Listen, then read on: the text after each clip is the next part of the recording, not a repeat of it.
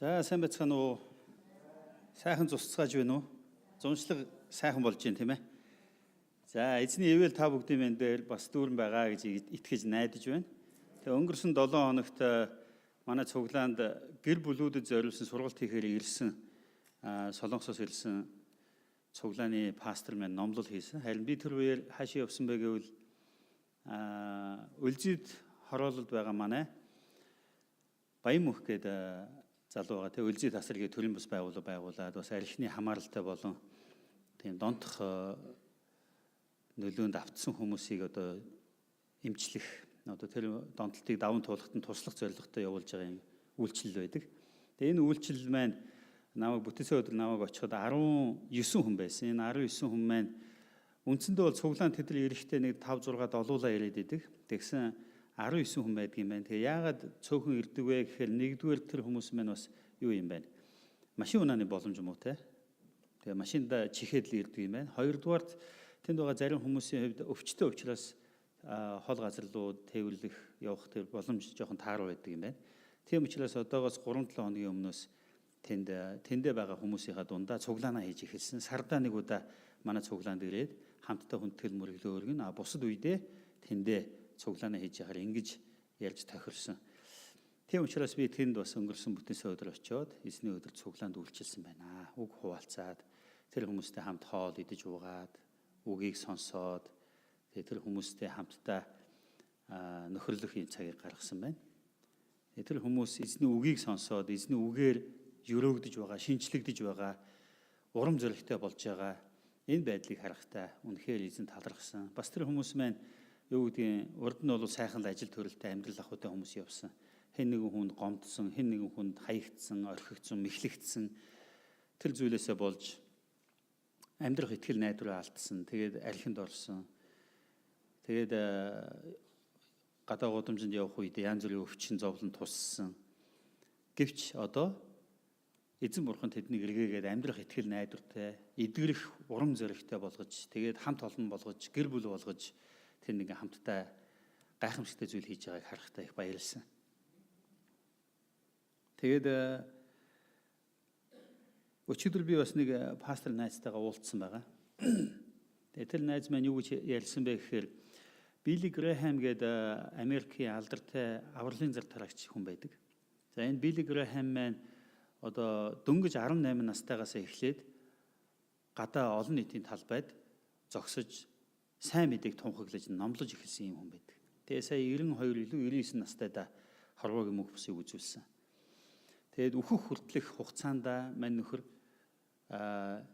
анханасаа ярьсан сайн мэдээгээ өөхөх хүртлээ тунхагласан тийм авралын зар тараагч гэдгээрээ одоо дэлхийд дээр байгаа олон зуун авралын зар тараагчдын дундаас одоо онцгойлч гэх юм уу онцолж тэмдэглэгдэж үлдэж байгаа ийм авралын зар тараагч байна. Тэгээ энэ хүн маань ерөөсөө яг 1-р Коринт номон дээр Илч Паулийн хэлсэн шиг загалмай цовдлогдсон Есүсээс өөр хэнийгч би мэдэхгүй байхаар шийдсэн гэж хэлсэнчлэн зөвхөн Есүс итгэх итгэлээр хүн аврагдана гэдэг энэ л үг мессежийг тунхаглаж номлосон ийм номлогч байгаа. Тэгээ энэ пастор маань нас барсан. Түүнийг нас барах үед юу болсон бэ гэхээр оршуулах ёслолын ажиллагааг Америкийн нэгдсэн улстай эмгэнэл зарлаж Америкийн нэгдсэн улсын түүхэнд 3 дахь удаага одоо улстай хувь нэмэр оруулсан тэр хүмүүс зориулсан оршуулга хийдэг арга одоо тийм техник байна л да. Одоо юу гэдэг ёслолын ажиллагаа тийм ээ оршуулгын. Тэр ёслолын ажиллагаа 3 дахь хүн нь Билли Грэхэм пастор байсан. Тэгэхээр мэдээж маш олон алдархтангууд маш олон юу гэдэг мундаг хүмүүс Америкт байдаг л бах тий. Манай стамста юу муу гэл нөгөө нэг янз бүрийн цол хэрэгмүүд байдаг шүү дээ. Тийм хэрэгэн байдгүй шүү дээ. Тэнд бол маш өөр маягийн системээр явдаг. Тэгээд тэр хүмүүсийн дундаас нас барсан хүмүүсээс 3 хүн л одоо тэр Билли Грэхэм пастор шиг оршуулгдсан ба. За энэ пастрыг оршуулах үед тэр оршуулах комиссийн нэгэн ураа гаргасан байгаа. Энэ ураа нь юу вэ гэхээр бүгдийг сайн мэдэн гэсэн ураа байсан. Бүгдийг сайн мэдээнд. За манайх утаснуудаа хааж өгөх үү.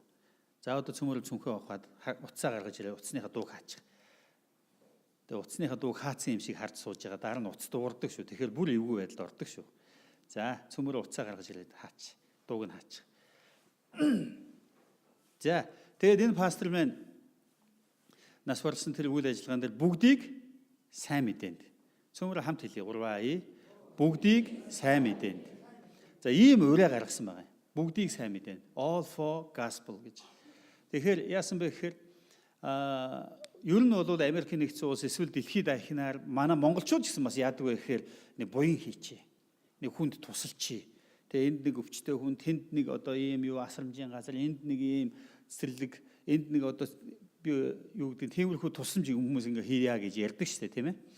Тэгээ өнгөрсөн 7 хоногт би бас сонгон хайрхан дүүргийн нэгдсэн имлэг дээр очих үед нэгдсэн имлэгийн тэр чанарын албаны дарга нь надад би нэг хүнд зүгээр жолооч хийж явсан. Тэгээ тэр хүнд нөгөө юм үзүүлэхдээ битээр ингээ ярьсан байгаа. За одоо энэ сандлыг энэ манай имлэгд эмчилж хэвтүүлсэн нэг хэсэг ээжүүд нийлж хагаад энэ үүдний өрөөг тогтчулж өгсөн. За энийг болохоор юу ч гэнэ нэг Солонгосын нэг компани хийж өгсөн. Энийг нэг Японы нэг компани хийж өгсөн. Тэгээ нөгөө онгой байдаг шүү дээ. Энийг югославчууд барьж өгсөн. Энийг германчууд хийж өгсөн. Энийг орос ахнаар барьж өгсөн. Монголчууд юу хийсэн гэсэн. Бид нар коммунизм байгуулж байгаа гэдэг шиг. Тэгээ тэр хүмүүс маань баахан юм ярьсан байгаа. Энийг энд хийж өгсөн. Энийг тэдэр яаж өгсөн. Энийг тэдэр хандвалсан. Энийг тийм хүмүүс хийж өгсөн. Тэгээ яг тэрэн шиг бид нар яадаг вэ гэхээр бид нар нэг тийм буян хийчих гээл те. Нэг хүн амьтанд нэг сайхан ингээл буян хийчих юмсан. Би нөгөө дөө өсчин дээр очсон. Тэгээ нэг өсчин залуу байсан. Тэгээ нөгөө залуутай ярьж байхдаа би ингээд цуглааны хүн байгаа юм л да. Хаяада бид нар зүгээр нэг ингээд нэг юуны тэ одоо гудамжны аригчин тийм хүмүүсийн үс мүсийг засах юм хийх хэрэгтэй байдгийг. Тэгээ би чамайг гуйвал чи ер нь засч өгч болох уу гэж асуусан. Тэгсэн чи буян бол хийштэй ахаа. Тэгээ бид нар нэг тийм буян хийчих гэдэг хүмүүс те.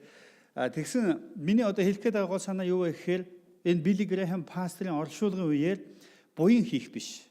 Харин бүхнийг сайн мэдээнд зориулъя гэж өрөө гаргасан байна. Өнөөдөр Христэд итгэж бид нар ч гэсэн ингээд цуглаандаа 11 өргөдгөө мөртлөө бид нар яадаг вэ гэхээр буянд 11 өргөждөг. Тэгээд бурхан мэдж байгаа.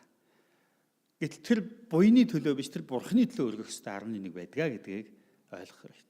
Заримдаа итгэж бид нар яадаг вэ гэхээр хэн нэгэн хүнд сайн юу гэдгийг зүйл хийж өгөхийгөө бурханд хийж өгч байгаа гэж боддог.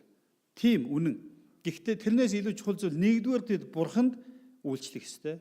Дараа нь бусдад үйлчлэх ёстой байдаг. Тийм учраас энэ зүйл дээр бид төөрөлдөж алдаж болохгүй маа гэдэг.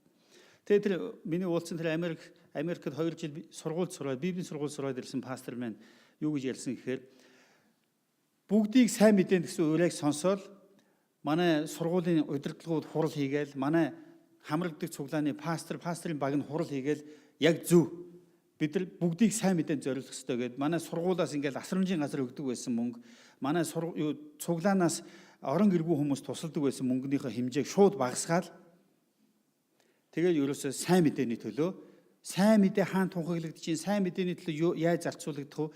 Тэр зүйлийг харж иж шийдвэр гаргадаг. Тийм өөрчлөлтийг шууд хийсэн. Тэгээд тэр Америк цуглаанууд тэр бурхнаас ирж байгаа уриалга, бурхнаас ирж байгаа зүйлд ямар хурдан хариу үйлдэл үзүүлж байгааг хараад манай Монгол цуглаан ингэж сурах хэрэгтэй гэж бодож исэн гэж ингэж ярьсан байна. Тэгээд би бас өнгөрсөн 7 хоног тэр Өлзий тасар төрийн бус байгууллага Өлзий тасар цуглаан дээр очиод миний харсан зүйл юу байгаа вэ гэвэл бид нар бас ингээд янз бүрийн хүнд тусалчи буян хийчихье гэдэг ингэх биш. Бид бас яг сайн мэдээ тэр хүмүүст хүргэж байгаа тэр хүмүүсийн үйлчлэлүүдийг бид дэмжих ёстой юм байна гэдэг ийм санаа надад илүү төрсэн байна. Тэгээд тэр Өлзий тасар төв маань 19 хүн байна. Тэр 19 хүний дунд өвдсөн эмнэлгээс найдваргүйгээд 2 сар болно гэд гаргаад тэгээ очих газар байхгүй учраас дуудаад хөөж танах нэг хүн авдаг гэсэн үү. За яг энэ хүн бол ер нь удахгүй тодорхой. Гэхдээ яг та хэд одоо ингээд бид нар ямар эмнэлэгтэй байлгаад байлтай байж та хэд аваад яачих гэсэн. Нөгөө хүн гэсэн одоо эрүүл болсон ажил хийцэн явж. Нөгөө 2 сарын нас нь 20 сар болцсон. Тэгээ одоо цаашаа өшөө хэдэн жил амьдрах юм мэдэхгүй. Тэгэхээр энд юу байгаа вэ гэхээр эзний ивэл. Энд эзний таалал, энд сайн мэдээнд амийн хүч оршиж байгаа байхгүй сайн мэдээнд. Тэгээ энэ сайн мэдээ тэр хүмүүсийг авралт хүргэж байна гэсэн үг. Тийм учраас би бас та бүгдийг хэрвээ үнэхээр бусдад ямар нэгэн сайн зүйл хиймээр буян хийчмээр санагдаж байгаа бол зүгээр буян бүхий харин сайн мэдээний төлөө зориулаа гэж хэлхийг хүсэж байна. Яагаад гэвэл тэр хүмүүс өөрсдийнхөө амьдралыг, өөрсдийнхөө ихэр гэр бүлийг, хүүхдүүдийг өөрсдийнхөө олон боломжуудыг золиослон хайж яг тэр хүмүүстэй амьдарч, тэр хүмүүсийг хооллож, тэр хүмүүсийг асарж, сувилж, тэр хүмүүсийн төлөө зогсож байгаа байхгүй. Цалингаа аваад болцдог ажил хийгээд байгаа биш. Маш их цаг зав зориулж, золиос гаргаж ажиллаж амьдарч байгаа. Тийм учраас тэр хүмүүсийн төлөө залбирч, тэр хүмүүсийн төлөө өргөдөг байх нь зүгээр нэг буян хийхээс илүү чухал юм а гэдгийг энэ өглөө би бас хэлхийг хүссэн юм а. Амен. Бас өнгөрсөн 7 хоногт манай цуглаанд юу болов гэхээр бид нар хүүхдийн зүрх төсөл гэж одоо зүрхний төрөлхийн одоо гажигтай төлсөн хүүхдүүдийг мэс засалбар ажилбар хийгээд эдгээсэн. Тэгээ эдгэрсэн тэр хүүхдүүдэд сайн мэдээ Бурхны хайрыг хуваалцах үйлчлэл хийх ийм боломж тэр хүүхдийн зүрх төслийнхэнтэй хамтарч ажиллах боломж бидэнд манай цуглаанд энэ жил олгосон байна. Тэгээ 2-7 хоногийн хугацаанд бид нар 100 орчим 100 гаруй хүүхдэд зуны зөвслөн зохион байгуулж тэр хүүхдүүдэд Бурхны хайр ба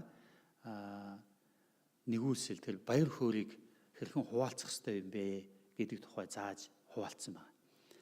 Тэгэд энэ зуны кемпийн зорилго нь юу байсан гэхээр Бурхны хайраа баяр хөөрөө бие биетэйгээ хуваалцах чаддаг зөвхт бие хүн болон төлөвшөхөд хүүхдүүдийг сургах ийм зорилготой байсан. Хайр ба баяр хөөрөө гэр бүл болон ойр дотныхоо хүмүүстэй хуваалцдаг.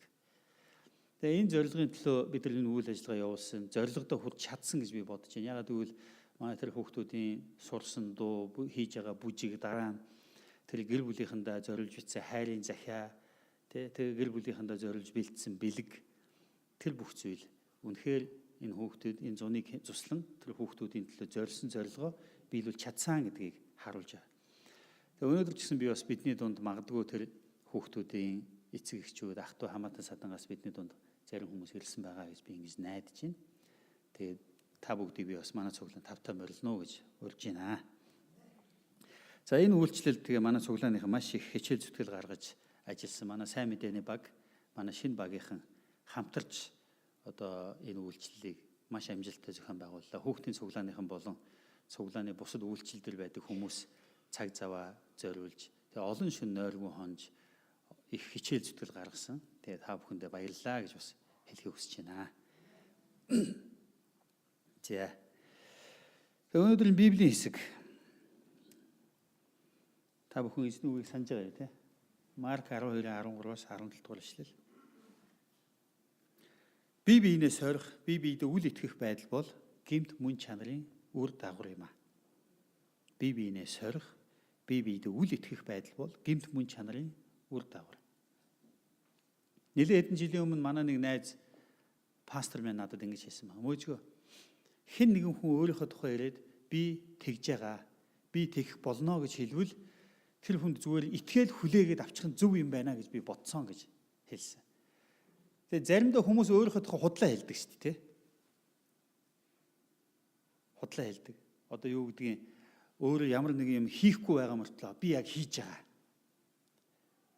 Тэгж худлаа хэлдэг. Би яг гимшиж байгаа гэж худлаа хэлдэг. Эсвэл би өстө тэр хүн туслаад байгаа гэж худлаа хэлдэг. Өөрөө үндэндээ туслаагүй байдаг.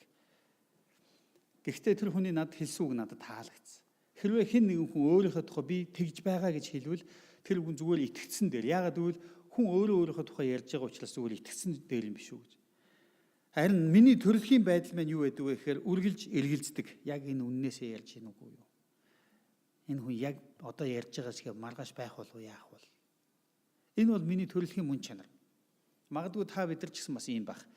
Энэ бол юу вэ гэвэл төрөлхийн гэмтэй мөн чанар яадаг вэ гэхээр үл итгэх байдал. Бие биенээ сорих ийм зүйлийг бидний дотор үргэлж бий болгочдөг.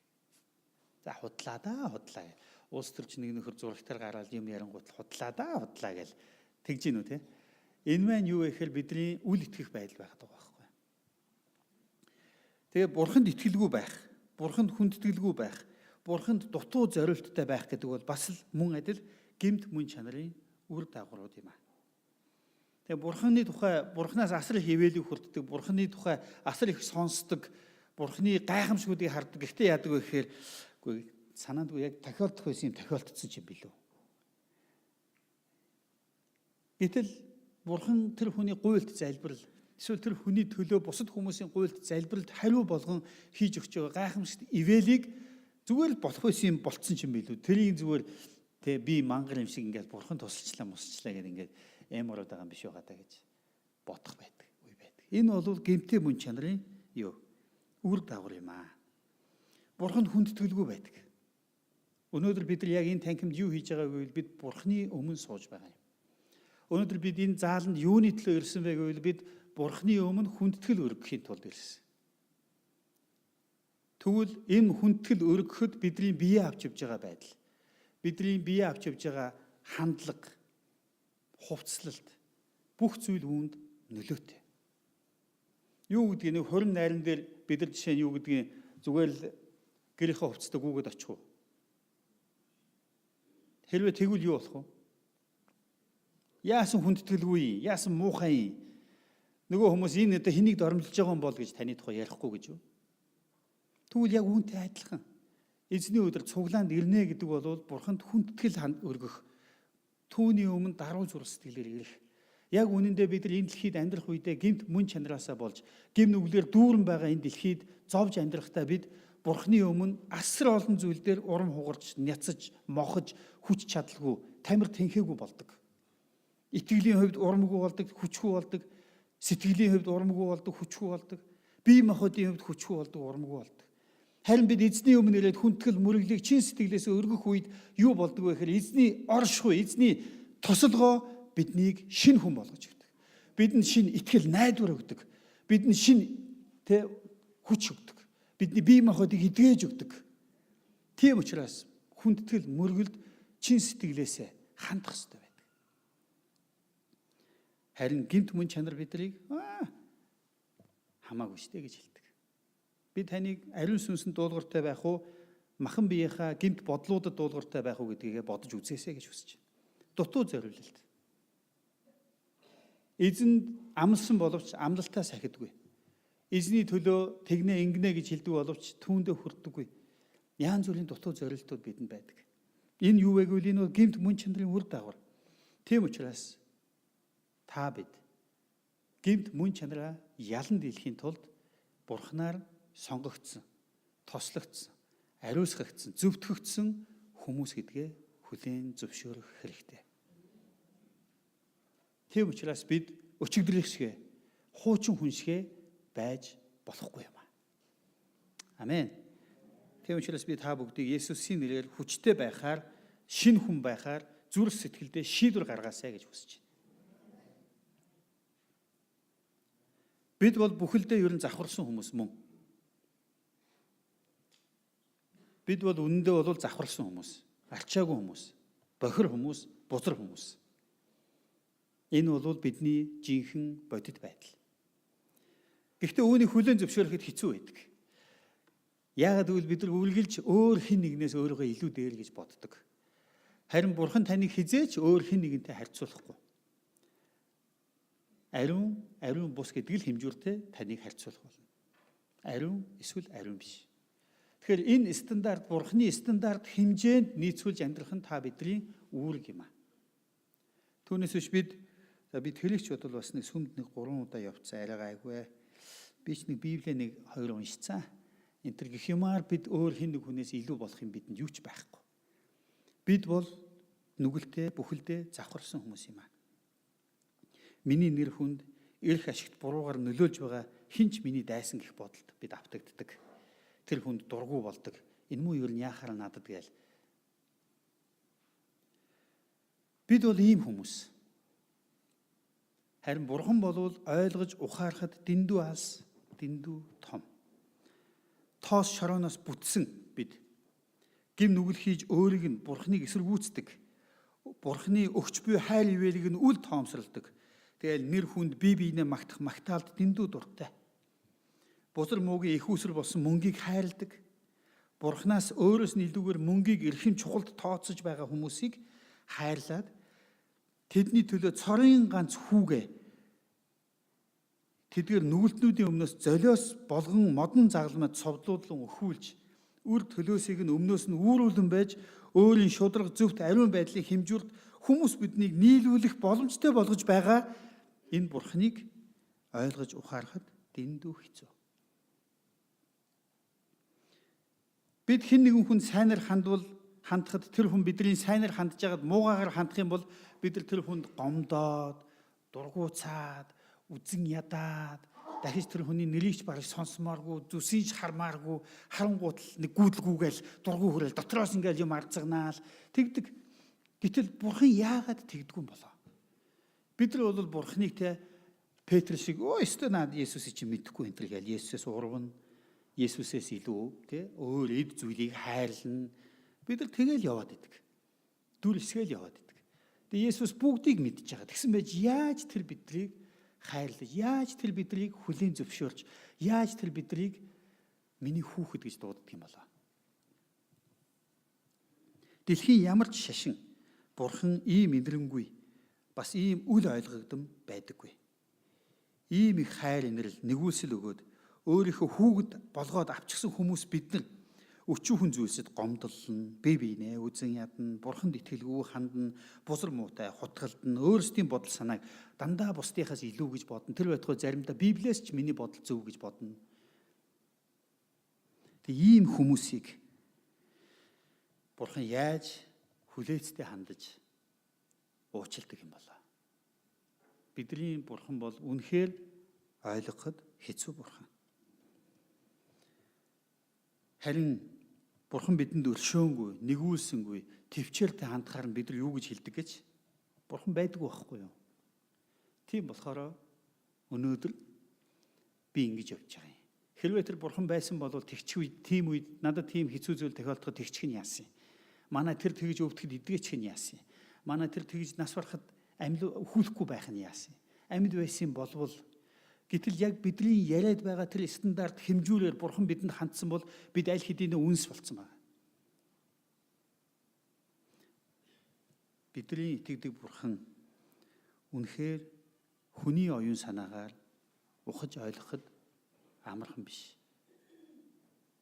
Тийм бурхан юм аа. Бурхан яаж биднийг хайрлаж, яаж биднийг уучлж, яаж биднийг тэсвэрлэдэг юм болоо? Библи ингэж хэлсэн байна. Бурхан биднийг зүгээр л тоос шороноос бүтсэн гэдгийг үргэлж санаж байдгаа гэж. Тийм учраас бидрээс нэг мундаг юм найдаж хүлээдгүй байх нь л дээ. Бид нар гэмт бүртгэлэгдсэн, төрөлхийн гэмтээ мөн чанартай, тоос шороноос бүтсэн тийм нөхөр гэдгийг бурхан мэдчихэдэг байна. Тийм учраас бидний хараад би чамайг мэднэ. Би чамайг иймж байх болов гэж бодсон юм уу? Тийм учраас би чамайг уучлнаа. Би чамайг дахин босох хүчээр хангаж өгнө. Би чамайг өрөөх болно гэж бурхан хэлдэг гэсэн үг. Бидний итгэдэг бурхан үнэхээр аимшигтай бөгөөд гайхамшигтай бурхан. Тийм биш байсансан бол тэр аль хэдийнэ биднийг устгах байх юм.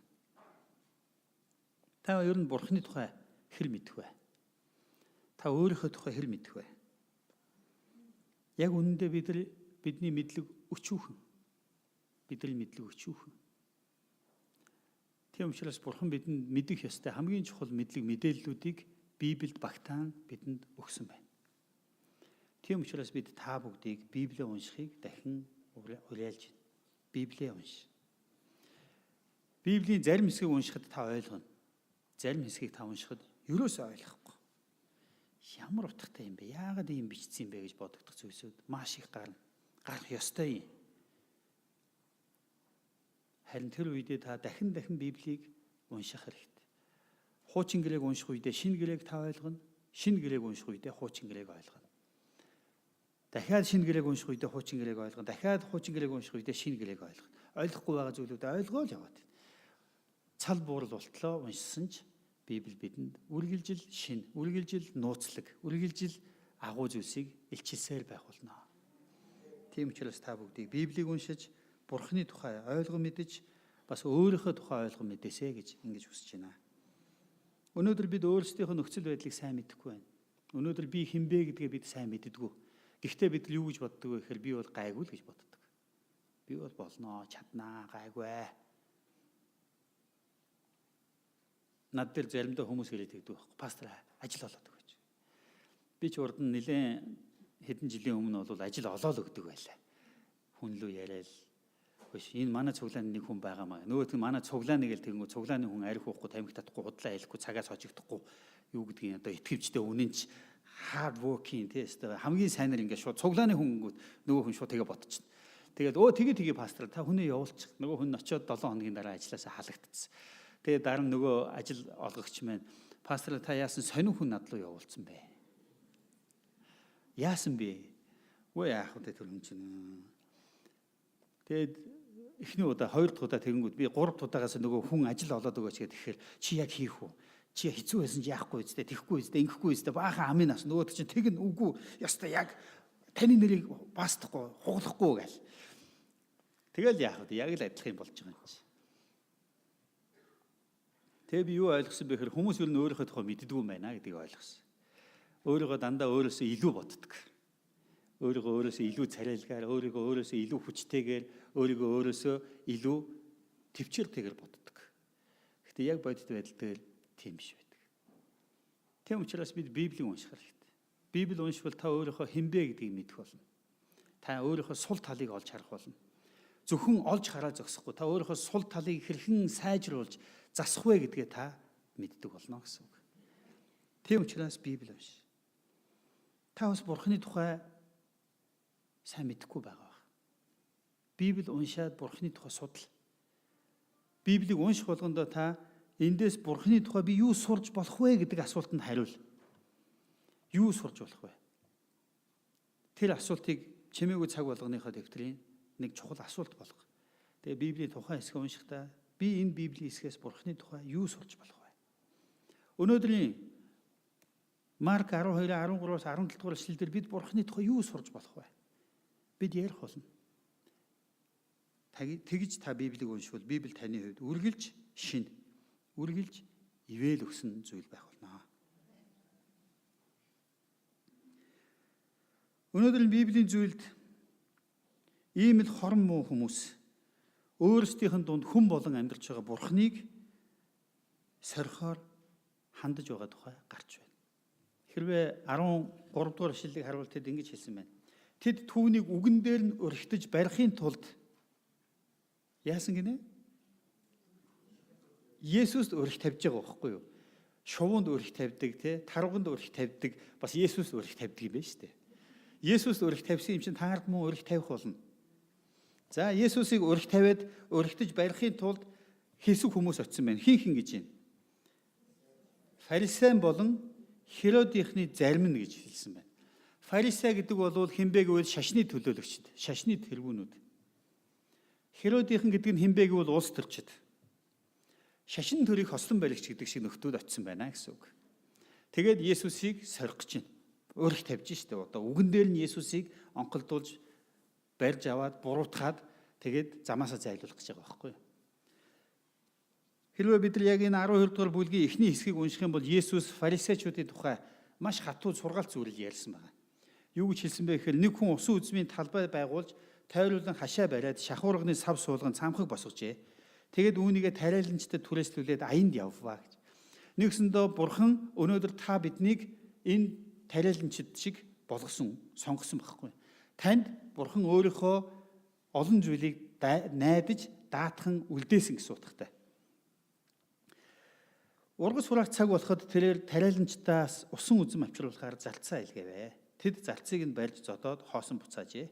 Тэр дахин өөр залцыг тариаланчдад явуултал чулуугаар толгойг нь хаг зохиж доромжилжээ. Тэр өөр нэгнийг илгээтэл тэд түүнийг нь алав. Өөр олонний заримыг нь зодож, заримыг нь алжээ. Түүнд үлдсэн ганц нь хайртай хүн байв. Эцэст нь тэд хүүг минь хүндэлнэ гэд түүнийг явуулав. Харин тариаланчид бие биендээ эн чинь өв залгамжлагч байна. Ирцгээ түүнийг алчихвал өв хөрөнгөнд биднийх болно гэцгээж. Түүнийг барьж авч алаад усан үзмийн талбайгаас гарган хайжээ. Тэгвэл усан үзмийн талбай эзэн юу хийх вэ? Тэр ирж тариаланчдыг хөнөөгөөд усан үзмийн талбайгаа өөр хүмүүст өгнө. Энэ ямар үйл явдлын тухай ярьж байгаа вэ гэхээр өнөөдөр бид нар яг энэ тариаланчд эзэн бурхан бидэнд асар олон зүйлсүүдийг даатгаж өгсөн байна. Таны амьдралд байгаа бүх зүйл эзнээс танд даатгаж өгсөн тэр зүйл юм аа. Харин эзэн энэ зүйлээрээ таныг түүнд хүндэтгэл өргөдөг, магтаал өргөдөг, үйлчилдэг байгаасаа гэж хүсэж байгаа. Харин энэ тухай ярих үед бид нар яадаг вэ гэхээр арай гэж хөл сөчи уралсан байж олсон 5 төгрөгнөөс минь 10% гээд аваа явчихна боддог. Ер нь эцэст би сүмд очисон ч яалаа, байсан ч яалаа. Би бол хүссэн үедээ сүмд явдаг хүн гэж томрон. Тэгээ энэ зүйлүүд чи яг үнэндээ юутай адилхан бэ гэхээр яг энэ тариаланчтай адилхан байдал байхгүй. Тэгээ эзэн юу гэж хэлж байгаа вэ гэхээр зарцнараа явуулна. Өнөөдөр тань руу эзэн олон янзын хүмүүсийг явуулсан байгаа. Гимш гэж, зам байдлаа зас гэж, ахуй амьдралаа өөрчил, бурхантай харилцаатай бай гэж олон хүн тань руу манай энэ нэгдүгээр цуглаанаас эсвэл өөр цуглаанаас янз бүрийн хүмүүсийг эзэн тань руу явуулдаг. Харин та тэр хүмүүсийн үгийг нэг чихээрээ оруулаад нөгөө чихээрээ гаргаж байгаа бол таны хувь тавилаа юу болох вэ гэхээр тариалчин ирээд тариаланчдыг яа гэсэн хөнөөнө гэж хэлсэн байна. Тийм хөнөөл мөнхийн хохирол авахгүй, амсахгүй байхын тулд та өнөөдөр эзний өмнө даруй сэтгэлтэй болох ёстой юм аа. Эзний юу хэлж байгаад анхаарал тавь. Сонсдог эзний үгийг сонсдог нэг хэсэг хүн байна, эзний үгийг сонсдоггүй нэг хэсэг хүн байна. Сонсдог хүмүүсийн дотроо сонсоод биелүүлдэг нэг хэсэг, биелүүлдэггүй нэг хэсэг гэж бас байна. Бид нар аль категорид нь явж байгаа вэ гэдгийг өөрийгөө бодох хэрэгтэй. Эцсийн дүнд таал бурхны өмнө зогсгуулна. Эцсийн дүнд та бурхны өмнө очиж зогсоод таа шүүгдэнэ. Би өөрийнхөө үйлсийн төлөө би эзний өмнө шүүгдэнэ. Та өөрийнхөө үйлс үг хэл яриа тэр зүйлийнхаа төлөө эзний өмнө шүүгдэнэ. Тэгэхээр эзний өмнө зөвхт байдлыг чармаагтун. Бурханаас надад өгсөн үүрэг нь юу вэ гэвэл та нарт анхааруулж урдчилж хэлэх. Зөв байхын тулд та нар бузар муугаас яаж эргэх вэ гэдгийг чинь заах нь дамжуулах нь миний үүрэг. Тэгвэл таны үүрэг юу вэ гэвэл та энэ үгийг сонсоод Бурхны өмнө зөвхт байдлыг чармаа амьдрах нь таны үүрэг юм аа. Та энэ зүйлийг ойлгох хэрэгтэй. Харин фарисеучуд, хуулийн багш нар яг энэ тариаланчд шиг байсан. Тэдэнд бурхан хүмүүсээ явуулаад үг хэлэхээр нөгөөдөл барьж аваад алчин яачин янз бүрийн юм хийчихэд байсан. Одоо энэ нөхдүүд 13 дугаар эшлэлдэр тэдний зорилго нь юу вэ гэхээр Есүсийг өргөтөж барихын тулд барьж аваад түүнийг загалмайд цовдлж эсвэл түүнийг алж замаасаа зайлуулахын тулд хуулийн багш нар, фарисеучуд, Херодийнхан хамтарч ажиллаж байна. Шашин төрийнхэн хамтран ажиллаж байна. Тэгээ Есүсийн сургаалт зөвлөлийнхаа төгсгөлд 12 дугаар бүлгийн 10-аас ингэж хэлсэн. Барилгачдын голсон чулуу булангийн чулуу болж энэ нь эзнээс ирсэн бөгөөд бидний нүдэнд гайхалтай гэж бичвэрийг уншаагүй юу гэлээ. Есүс өөрсдийнх нь тухай сургаалт зөвлөл өгүүлсэнийг тэд ойлгоод хэн ойлгосон бэ? Фарисеучуд ойлгосон байгаа байхгүй. Бас улс төрчид ойлгосон байгаа байхгүй. Тэд ойлгоод Есүсийг барихыг санааргасан ч ард олноос айв. Тиймээс тэд Есүсийг орхиж явлаа. Тэд Есүсийг орхиж яваад юу хийсэн байна? 13 дугаар ишлэлийг харуул юу хийсэн байна? Есүсийг бүдрүүлэх өрх бэлдсэн байгаа байхгүй. Нэгсэндээ яаж Есүсийг замаасаа зайлуулах вэ гэдэг тухай хурал зөвлөгөөн зохион байгуулсан гэсэн үг. Өнөөдөр манай Монголд ч гэсэн бид нар яг л ийм л нөхцөл байдал донд байна. Христийнх гэвэл гадны шашинлэг нь юу л гин. Ерөөсөө уншиж, судлаж, тулж, харилцаж, амсаж, таньж мэдэхгүйгээр зүгээр л хүний амаар. Тэгээ сошиал, фейсбુક, твиттер янз бүрийн юмар шашин гэл тэгэнгүүт шашин болгон адилхан бүгдээрээ хүний сайн сайхны төлөө. Ер нь яг эцсийн эцэдхэн тэгээд хэлсэн. Нэг буддын лам л тэгж хэлсэн шүү дээ. Шашин болгон хүний сайн сайхны төлөө биш. Энэ бол өнгөлн далдалт хуурамч үг. Та нар сайн судалж үзэх хэрэгтэй. Дараа нь тэд нар юу гэдэг вэ гэхээр Есүс бол гадны шашин. Дотны шашин гэж тэгвэл юу байгаа юм? Дотоодын шашин. Байхгүй юу? Байхгүй. Хэрвээ Христ итгэлийг гадных гэж байгаа бол буддын шашинч гадных бөө мөргөлж өөр газараас ирэлтэй. Байхгүй. Тэгчгээд юунаас болж тэгвэл буддын шашныг бөө мөрөглийг эсвэл дотоодын шашин гэж үзээд байгаа юм. Энэ өөр зүйл байхгүй. Энэ бол цөөн хэдэн хүний эрх ашигын төлөө ухуулга, явуулга, хүмүүсийг мунхруулж байгаа мунхруулгуудын нэг хэлбэр. Харин ч нарийн ярих юм бол Христ итгэл Монголд бидний амьдарч байгаа энэ үед 3 дахь 4 дахь удаага дэлгэрч байгаа. Буддын шашнаас ч өмнө Христ итгэл Монголын төрийн шашин байсан. Төрийн итгэл биш л байсан. Түүх бий. Сүхбаатарын талбай дээр нэг урд нь Чингис хаан сууж байгаа нэг байшин байдаг шнэ. Төрийн ордон гэж нэрлэдэг. Тэрний подволд төрийн музей гэж байгаа. Та тэр төрийн музейд очих юм бол манай Монгол улс Христ итгэлтэй улс байсан гэдгийг тэнд тодоос тод өөрсдөө бичиж тавьсан байгаа. Тэгчгээ буддын шашныг уламжилж шашин, дотоодын шашин гэж яриад байгаа байхгүй. Тэгэхээр энэ бол буруу ойлголт. Нэгсэндээ энэ судалгаа байхгүй. Хүмүүсийн үг амаар явдаг хүмүүсийг яриад байна. Яагаад чуулган таныг үргэлж Библи унш гэж хэлдгийг та мэдэх үү? Хүмүүсийн үг амаар биш, өөрөө Библийг уншаад Бурхны ариун сүнсний тусламжтайгаар ойлгоод Бурхантай мэдээллийг дамжуулагч нэгдүгээр сууг байхыг хүсдэг учраас таныг Библийг унш гэж хэлдэг. Библи уншихгүй пасторын номлол тэгсэн гэж ярьж байгаа хүн бол нэгдүгээр дамжуулагч биш, энэ бол хоёрдугаар дамжуулагч болж байгаа байхгүй. Яг бол өөрөө уншиж судлаж, өөрийн судалгаагаар өөрийн болгож аваагүйгээр нэг хүний ярьсныг шууд паслаад ярьж байгаа хүн чинь дамжуулагч, хоёрдугаар дамжуулагч байхгүй. Тийм учраас Христ итгэгч хүмүүсийн хувьд бид өөрсдөө Библийг судлаж, өөрсдөө алив түүхийг судлаж, өөрсдөө нэгдүгээр дамжуулагч мэдээллийг олж авч, үнэн зөв мэдээллийг олж авч, өөрсдөө хянаж, өөрсдөө гаргадаг тийм хүн байхыг бид хүсдэг. Тийм учраас бид та бүгдийг Библи унш гэж хэлээд идэг юм аа. Амен. Тэгэхээр энэ фарисеучуд, энэ Херодийнхан улс төрчид нийлж байгаад Есүсийг нухчин дарахаар шийдэж байна. Өнөөдөр яг үүнтэй адилхан Христ итгэлийг гадны шашин гэж нэрийдээд Христ итгэлийг үгүй хийх гэж оролдож байгаа. Энэний цаана хэн байгаа вэ гэвэл Библи бидэнд хэлэхдээ энэ бол чөтгөрийн ажил юм а гэж хэлсэн. Тийм учраас би та бүхэнд хэлье. Чөтгөрийн ажилтай хизээж бүү нийл. Чөтгөрийн ажилтай гар хөл нийлчгээд эргээгээд бурхан минь ээ гэж залбирах, бурханы өмнө гимших орон зай үлдэхгүй болох болно. Тийм учраас бурханы өмнө зөвхт байдлыг чармаагтун. Эзний өмнө зөв байхыг хичээгтэн гэж хэлхийг хүсэж байна. Есүсийг фарисеучуд, Херодийнхан өрхтөн барихын тулд ирсэн. Тэд ирэхдээ яасан гэхээр хуурамч дүр эсгсэн. Тэдний дотор юу байгаа вэ гэхээр өчигдөр болсон хурлын үр дүнгээр ингэж асуuna, ингэж буруутгах нь, ингэж хариулуулна, ингэж буруутгах нь. А, Б хувилбаруудаа тооцчоод Есүсийг байдалд оруулахаар ирж байгаа. Гэхдээ ирэхдээ тэд юу гэж хэлж ирж байна? Чи муу гэж ирж байна уу? Чам шиг юм гэж хэлж ирж байна уу? Багшаа. Хамгийн муухай зүйл нь энд байгаа байхгүй. Дүр эсгэж байгаа. Цаагуур нь янз бүрийн юм яриад хорон муу юм төлөвлөөл ингээд байгаа мөртлөө нүрийн харангуйта багшаа. Ийм муухай байж болохгүй гэсэн үг. Тэгээ энэ хүн ирээд ингэж байгаа эдэр. Багшаа, бид таны үнэн чийгээд хэнийг ч үл ялгуурлан хүнд ч тал застдаггүйг харин бурхны замыг үннээр заадгийг мэднэ.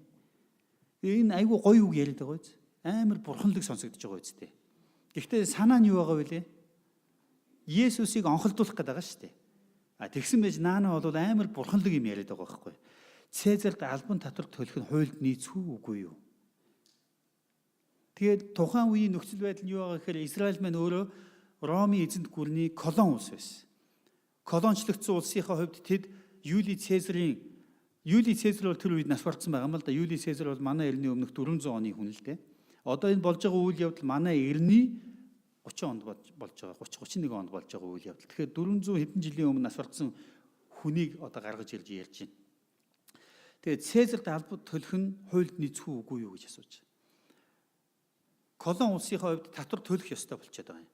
Гэтэл Есүс татвар төль гэж хэлэх юм бол ард түмэн Есүсийг урвагч гэж хэлэх нь байна. Үүн дээр нь дөрөөлж Есүсийг барьж авах гэж байгаа.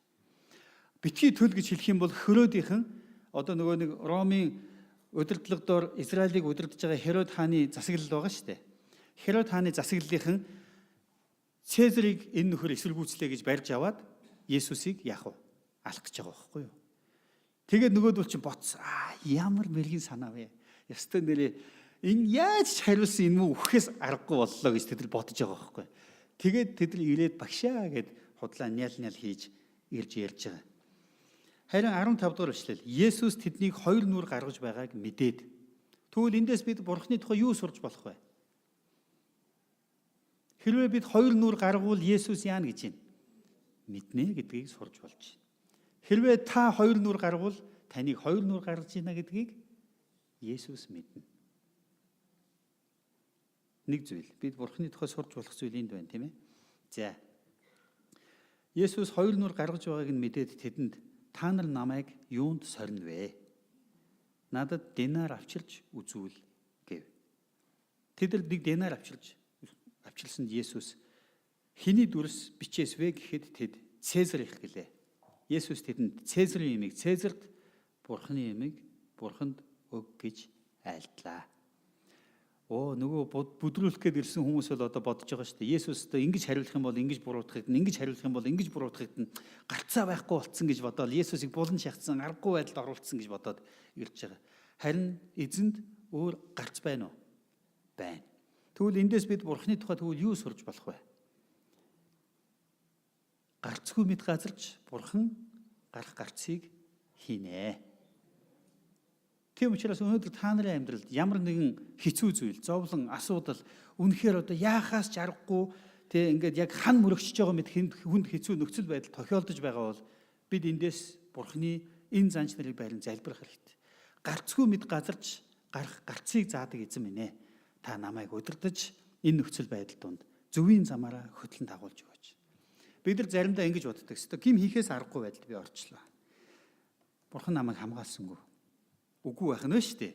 Есүсийг үгэн дээрээ бүдэрч буруутахаас аргагүй байдалд оруулчлаа гэдэг ахтал тэнд ямар ч асуудалгүй гараа өвчиж байгаа байхгүй.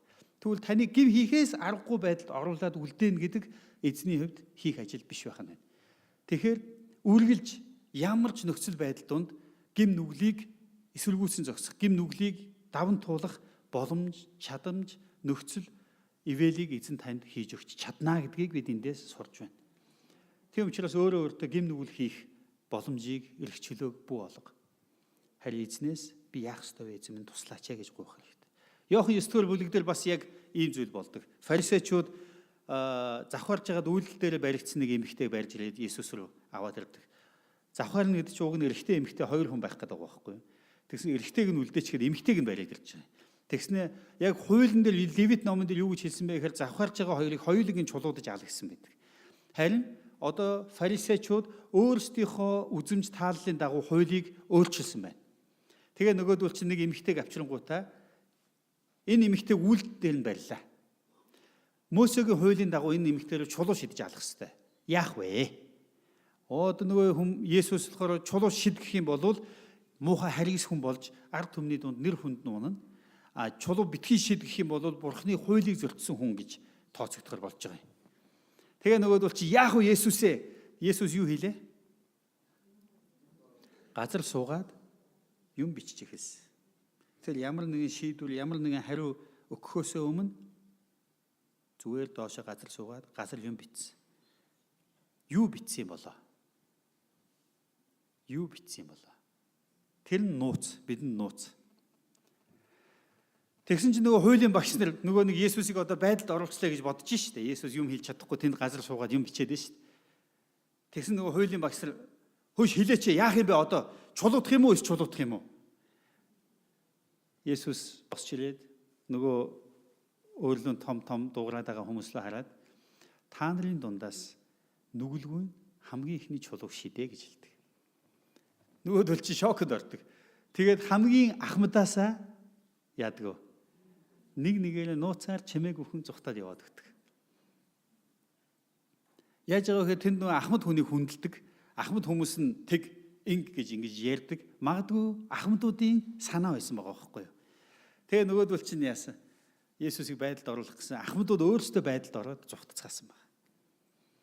Гим нүгэл хийхгүй байх боломжийг эзэн та бидэнд хангаж өгч чадна. Бид өөрсдийн арга ухаанаар аль зүйлд хандвал бид нар яг хан мөрөгчж байгаа юм шиг. Үнэхээр л гимэл хийхгүй бол болохгүй юм шиг. Худлаал хийхгүй бол болохгүй юм шиг. Тийм архил уухгүй бол болохгүй юм шиг. Тийм байдал бид нар орж иж болно. Гэхдээ би хэлье. Эзэнд өөр гарц үргэлж бий. Хүлээх хэрэгтэй. Эзнээс тусламж гуйх хэрэгтэй юм аа. Энэ хүмүүс Есүсийг байдалд оруулчлаа гэсэн. Тэд Есүсийг бүдрүүлж алдаа эндэгдэл олохын тулд сүр бараатай залмигтэй ирсэн. Харин Есүс тэдний асуултанд ямар нэг эвгүй байдалд орох зүйлгүйгээр хариулсан. Та нар намайг сорж байна гэдгийг ч тодорхой хэлсэн. Та нарын бодол санааны үндэс хаанаас ихтэй вэ гэдгээ харах тун гэж эзэн тэдэнд сануулсан ба.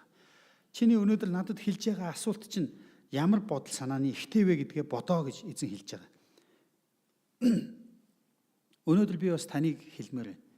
Таны өнөөдөр цуглаанд энд ирээ сууж байгаа энэ суулт ямар бодол санааны ихтэй вэ?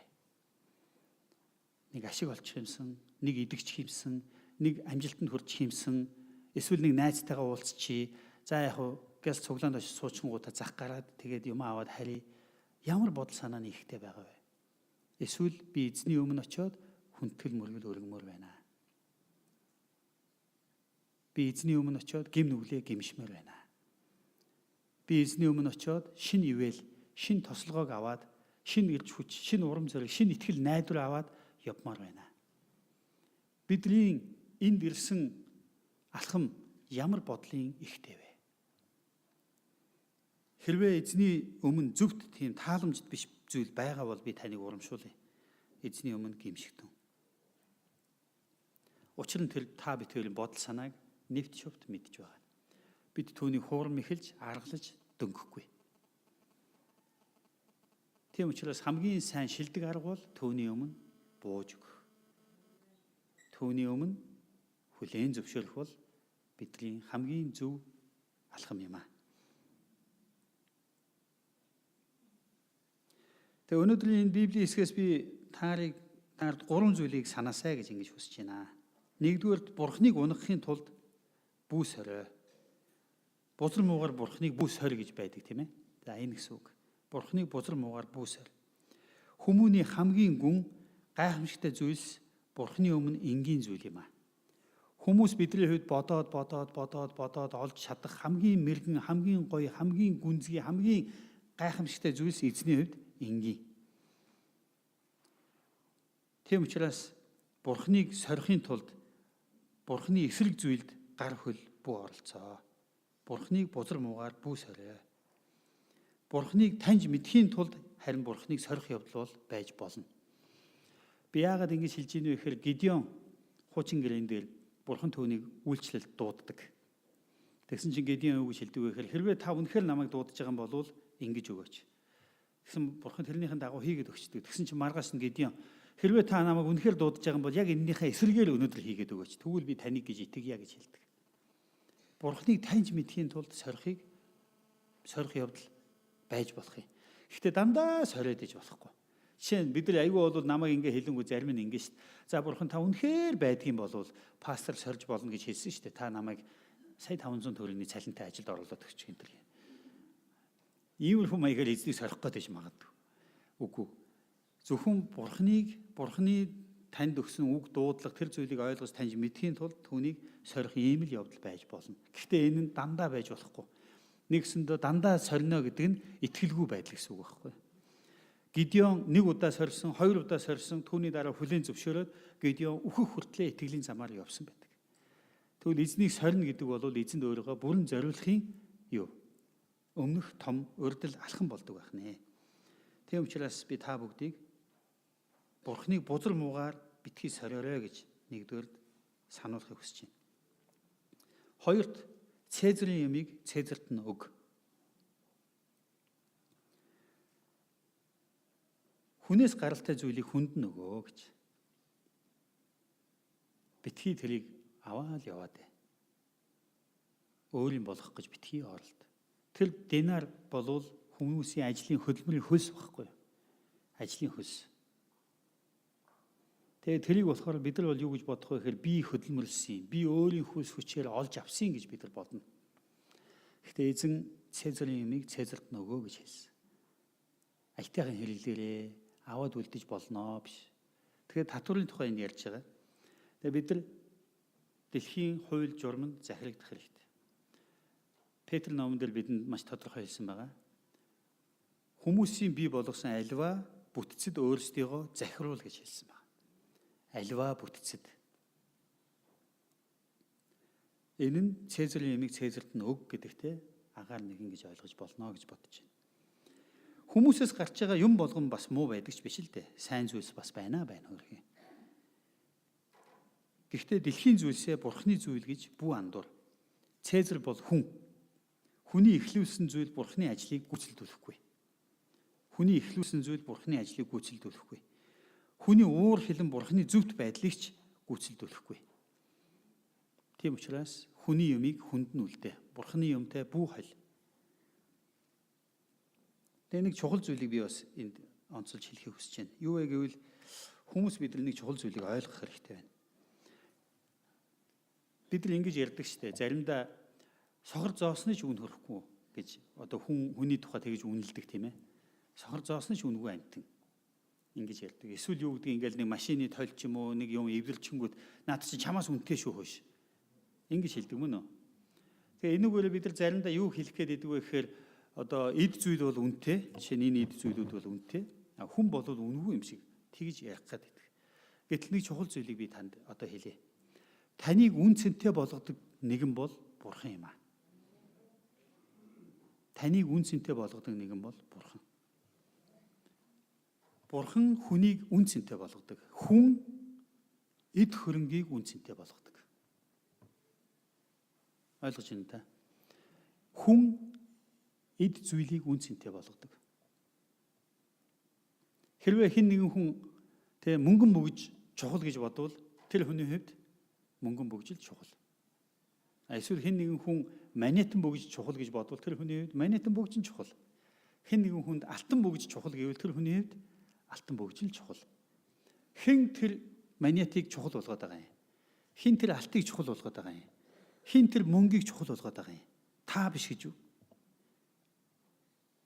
Хүмүүс бид нар эд зүйлийг үн цэнтэй болгодог байхгүй.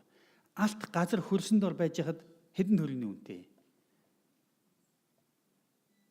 Тэрийг ухаж гаргаж ирээд үнэлээд үн цэнтэй болгочдөг байхгүй. Та надтай хамт байна уу? Бид нар эд зүйлийг үн цэнтэй болгодог. Хамгийн аюултай, хамгийн харамсалтай зүйл нь энд байна. Юу вэ гэвэл хүн өөрөө үн цэнтэй болгосон зүйлээ өөрийг нь үн цэнтэй болгодог Бурханаар сольдог. Энэ хамгийн аюултай зүйл. Хүнийг хэн үн цэнтэй болгох юм? Бурхан. Түүнээс биш энэ алт маниад тэ өмсөж зүүж байгаа зүйл, гар барьж байгаа гар утас, амьдарч байгаа байшин хүнийг үн цэнтэй болгодоггүй. Харин Бурхан хүнийг үн цэнтэй болгодог. Тэгсэн чинь бид нар яадаг вэ гэхээр нөгөө өөрөөсөө үн цэнтэй болгож байгаа эд зүйлдээ хамаг ач холбогдлоо өгсөөр байгаа. Сүүлдээ өөрсдийнхөө үн цэнтэй болгосон зүйлээ өөрсдийгөө үн цэнтэй болгодог Бурханыгаа сольждаг.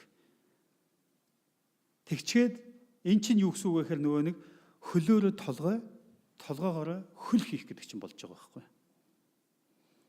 Тэгээд хөлөөрөө толгоогоороо хөл хийцэн байгаа тохиолдолд амьдрал айтайхан болно гэж бол 1000 хашиграад 10,000 төсөл хэрэгжүүлээд байхгүй шүү дээ. Байхгүй. Тийм учраас бид нар энэ чухал зүйлийг ойлгох хэрэгтэй. Цэзарын ямиг Цэзарт нь, хүнээс гаралтай ямиг хүнд нөгөө гэж. Амен. Гуравдугаар Бурхны ямиг Бурханд өг. Бурхны биш гэх зүйл юу вэ гэдгийг эхлээд тодорхойлох хэрэгтэй. Бурхны ямиг Бурханд өг гэхээр бид тэгвэл Бурхных биш зүйл юу юм бэ гэдгийг тодорхойлох хэрэгтэй. Бурхных биш зүйл юу юм? Бурхных биш гэх зүйл юу нь байгаа мó хүнд? Байна. Бурхных биш гэх зүйл хүнд байна. Энэ бол нүүл, гим нүгэл, бардамнал, зөв тус байдал, үл уучлал, хуурамч дүр эсгэх байдал, шунал. Товчхондоо бол Библийн хүлээн зөвшөөрдөггүй тэдгээр зүйлсүүд Бурхных биш гэсэн үг. Тэгэхээр Бурхны зүйлийг Бурханд нь өг гэвэл Бурхны биш зүйлийг Бурханд өгөх хэрэггүй болно гэсэн үг. Тэгвэл Бурхны биш зүйлсүүдийг сая бид дурдлаа. Эдгээр зүйлсүүдийг үлдээгээд бусад бүх зүйлийг яах ёстой байна? Бурханд өгөх ёстой байх нэ гэсэн үг. Хүнд байгаа сайн сайхан бүх зүйлс Бурхных. Бурхны ивэж өгөөгүй юуг бид өөрсдийн гарт хадгалж чадах юм бэ? Бурхны бидэнд өгөөгүй юуг бид өөрсдийн гарт хадгалж чадах вэ? Бүгдийг нь алдах болно. Зөвхөн Бурхны бидэнд өгсөн тэр зүйлийг бид эдэлж, хэрэглэж амьдардаг. Тийм учраас Бурхны энэ ариун зүйлсүүдийг бузар муу зүйлд бүү хутгалдуулаарай.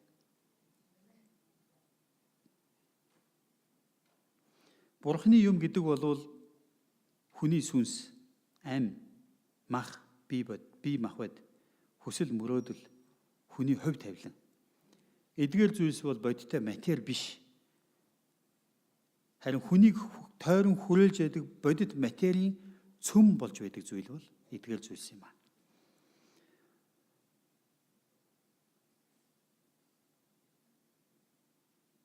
Бурхан задгай мөнгө шиг эсвэл муудаж, хуучилж, үрэгдэж, алга болох тэр зүйлсийг биш. Харин хүний амь амьдрал, чин сэтгэл, чин үнэн сэтгэл, сүнсний хандлагыг өөртөө зориулагдсан байгаасаа гэж Бурхан хүсдэг. Тэг жижиг сажиг ингээл те би Бурханд одоо машина өргөе, би Бурханд утсаа өргөе, би Бурханд мөнгөө өргөе. Энэ зүйл бол цаг зуурын жижигхэн зүйл. Бурхан тийм зүйлээс илүү юу хүсдэг гэж байна? Хүний амь амьдралыг, таны амь амьдралыг. Амен. Таны чин үнэн сэтгэлийг